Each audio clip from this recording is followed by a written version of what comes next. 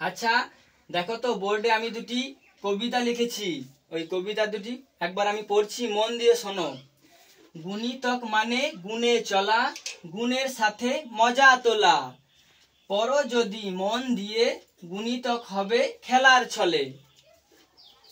ভাগের সাথেই মেলে ঠিক, গুণনীয়ক শেখা নয় মোটেই কঠিন দিক। আচ্ছা আজ আমরা দুটি জিনিস জানবো, সেটা হচ্ছে গুণিতক। এটা কি লিখেছি, এটা গুণিতক। আর এই পাশে কি লিখেছি, গুণনীয়ক। আজকে গুণিতক এবং গুণনীয়ক কি সেটা আজকে জানবো। আচ্ছা এই কবিতাটা ভালো করে লক্ষ্য করে বলো তো, যে গুণিতক কার সঙ্গে সম্পর্কিত। এই কবিতাটা পড়ে আমরা জানলাম যে গুণিতক গুণের সাথে সম্পর্কিত। কার সাথে সম্পর্কিত, গুণের সাথে। আচ্ছা এবার বলো তো এই গুণনীয়কটা কার সঙ্গে সম্পর্কিত, না গুণনীয়কটা এই যে ভাগের কথাটা লিখেছি ভাগের সঙ্গে সম্পর্কিত। তাহলে আমরা কি জানলাম, গুণিতক গুণের সাথে সম্পর্কিত আর গুণনীয়ক ভাগের সাথে সম্পর্কিত।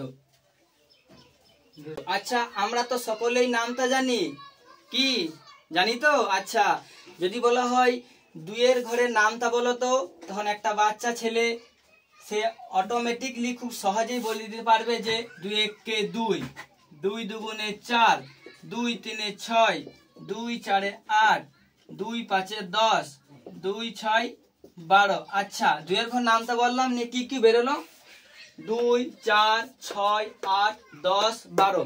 আচ্ছা এবার আমরা জানবো যে গুণিতকটা কিভাবে বের করতে হয়। আমরা যেহেতু নামটা জানি তাই আমরা গুণিতক অলরেডি আগেই জেনে ফেলেছি, হয়তো নামটা জানতাম না এখন জানবো, কিন্তু নামটার ঠিক মানে নামটার মতোই আর কি গুণিতক।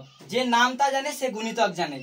একটা বাচ্চাকে যদি বলা হয় বলো তো 5-এর গুণিতক, সে প্রথমে বুঝতে পারবে না বা হয়তো বলতে পারবে না, কিন্তু যদি বলা হয় তো বলো তো বাবু 5-এর ঘরের নামটা, সে তখন মানে খুবই অনায়াসে সে 5-এর ঘর নামটা বলে দেবে। আচ্ছা গুণিতকটা ঠিক নামটার সঙ্গে সম্পর্কিত, গুণিতকটা নামটার সঙ্গে সম্পর্কিত। নামটা যেমন আমরা 2 একে 2, 2 দুগুণে 4 বা 10 একে 10, 10 দুগুণে গুণে গুণে গুণে গুণে করি, যেমনটা আমরা কবিতাতে জানলাম যে গুণে গুণে গুণে গুণে, সেইভাবে কিন্তু আমরা গুণিতকটা কি করব, গুণে গুণে করব, গুণ করে করে করব। যদি বলা হয় 10-এর গুণিতক, তখন কি করব, 10-এর ঘরের নামটা লিখে দেবো, 10 একে 10, 10 দুগুণে 20, 10 তিনে 30, এরকম করে লিখেই যাব আমরা। যতগুলো বলা হবে ততগুলো শুধু আমি গুণ করে করে যাব। আচ্ছা আমি নামটা জানি মানে গুণিতক জানি, যেই ঘরের গুণিতক বলবে সেই ঘরটার নামটা যদি লিখে দিই তাহলে আমি অনায়াসে সেই গুণিতক লিখতে পারবো। আচ্ছা একটা উদাহরণ সহজে বলি আমি, যদি বলা হয় 6-এর গুণিতক লেখো, 6-এর গুণিতক। আচ্ছা 6-এর গুণিতক বলেছে মানে 6-এর ঘর নামটা লিখবো, 6 একে 6, 6 দুগুণে 12, 6 তিনে 18, 6 চারা 24, 6 পাঁচা 30, 6 6 36 ইত্যাদি ইত্যাদি। যতগুলো বলবে ততগুলো বের করবো। আচ্ছা গুণিতক জানলাম, তাহলে গুণিতক কি না নামটার মতোই, নামটা করে করে যেমন গুণিতক নামটা বের করি তেমনি গুণিতকটাই নামটা বের করে করে করব। আচ্ছা এবারে আমরা জানবো গুণনীয়ক। আচ্ছা গুণনীয়ক কার সঙ্গে সম্পর্কিত জেনে নিয়েছি, ভাগের সঙ্গে সম্পর্কিত।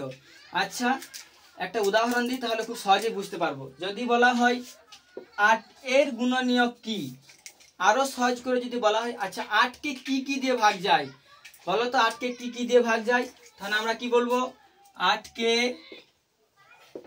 2 দিয়ে, তারপর 4 দিয়ে, তারপর 1 দিয়ে, তারপর 8 একে 8, 8 দিয়ে ভাগ যায়, তাই তো। 8কে কি কি দিয়ে ভাগ যায়, 2 দিয়ে, 4 দিয়ে, 8 দিয়ে। আচ্ছা এই সংখ্যাটাকে আমি কি করছি না, এইসব সংখ্যা দিয়ে ভাগ করলে ভাগশেষ কি হয়, 0 হয়। তারপরে এবার আমরা জানবো সংজ্ঞা আকারে। আচ্ছা গুণনীয়ক হলো সেই সংখ্যা যে সংখ্যাটিকে কোনো নির্দিষ্ট সংখ্যা দিয়ে ভাগ করলে ভাগশেষ 0 হয়। যেমন 12-র গুণনীয়ক বের করতে বলেছে মানে 12কে ভাগ করব, কি করব, 12কে ভাগ করব। আচ্ছা 12কে কি দিয়ে ভাগ করতে পারি, আমি 2 দিয়ে ভাগ করতে পারি, 2 দিয়ে ভাগ করলে ভাগশেষ 0 হয়, কারণ 2-এর ঘর আমি নামটা জানি। আচ্ছা 2 দিয়ে ভাগ করলে কি হয়, 2 6 12। আচ্ছা তাহলে আমাকে যে 12 এর গুণিতক গুণনীয়ক বের করতে বলেছে, তার জন্য কি করলাম, আমি এই 12টাকে ভাগ করলাম।